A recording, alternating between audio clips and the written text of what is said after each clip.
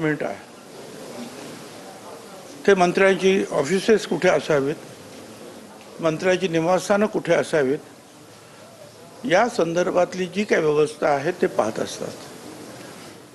आणि मग त्यांनी मला पत्र दिलं ताबडतोब 15-20 दिवसांनीच की तुमच्यासाठी जे आहे अमुक अमुक निवासस्थान मुकर्रर करण्यात आलेलं आहे आणि अर्थातच तुम्ही तिथे, त्याचा अर्थ असं की तुम्ही तिथे राहायला जावं. आता राहायला जावं म्हटल्यानंतर जेव्हा मी पाहिलं तर जर एखादं घर खाली असेल तर आपण राहायला जाऊ आणि तिथे जर कोणी राहत असेल तर आपण त्यांना कसं काय काढणार. आणि त्याच्यामध्ये ते आमचे सहकारी आहे. मी अजून त्यांना एक शब्दाने सुद्धा याबद्दल बोललेलो नाही. आता ते स्वतः मुख्यमंत्री आणि इतर मंडळी त्याच्यावर काय चर्चा करतील, काय निर्णय घेतील याची मला काही कल्पना नाही. या संदर्भात आपण अजितदादांशी किंवा कोणाशी चर्चा केली आहे?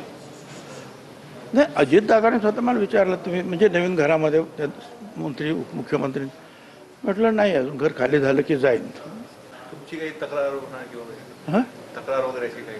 आणि माझी काय तक्रार असू शकते. आता आमचे ते सहकारी आहेत पक्षातले, मी काय तक्रार करणार. मी फार फार तर मुख्यमंत्र्यांना सांगेन की दुसरं कुठलं काय असेल छोटं मोठं तर ते द्या. काय आता मुख्यमंत्री काय निर्णय घेतो ते पाहत. ते पण म्हणजे मंत्रीपद गेल्यानंतर खरं तर तातडीने त्यांनी खाली करणं अपेक्षित होतं. तुमच्यासारख्या मंत्र्याला त्या ठिकाणी जाऊन तिथे लोकांच्या भेटी मला असं वाटतं की याच्यावर जास्त आता मला मी चर्चा नाही करू शकणार. हे खरं आहे की 15-20 दिवस काहीतरी 1 महिनाभराची काही मुदत असते. काही लोक जे आणखी महिना 15 दिवस वाढवून घेतात कारण सामान वगैरे न्यायचं असतं, शिफ्ट व्हायचं असतं. आणि नसेल तर मग त्याच्यावर दंड वगैरे किंवा भाडं वगैरे द्यावं लागतं. पण ठीक आहे, आता जे आहे ही परिस्थिती आहे. साहेब, उद्धव ठाकरे उद्यापासून 2 दिवस दिल्लीच्या दौऱ्यात जाणार आहेत. इंडिया आघाडीच्या नेत्यांची ते बैठक घेणार आहेत, काँग्रेसचे वरिष्ठ नेते वगैरे. एका बाजूला इकडे राज ठाकरेंसोबत मराठीच्या मुद्दा लढताय आणि दुसऱ्या बाजूला सर्व विरोधी पक्षांशी एकजूट करण्याचा प्रयत्न चालू आहे. ही 2 थडीवर हात असं वाटतंय.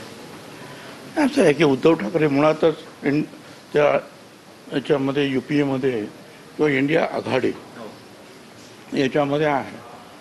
तर आता पुढच्या ज्या काही बिहारपासून सगळ्या निवडणुका येतात, इतर काही कामं असतात, तर त्या संदर्भामध्ये किंवा आता अधिवेशनसुद्धा सुरू आहे संसदेचं, ह्या सगळ्या दृष्टीनं पाहता सगळ्या पक्षांचे जे नेते जे आहेत एकत्रित येतात. त्याच्यामध्ये नवीन काय आहे असं मला काही वाटत नाही.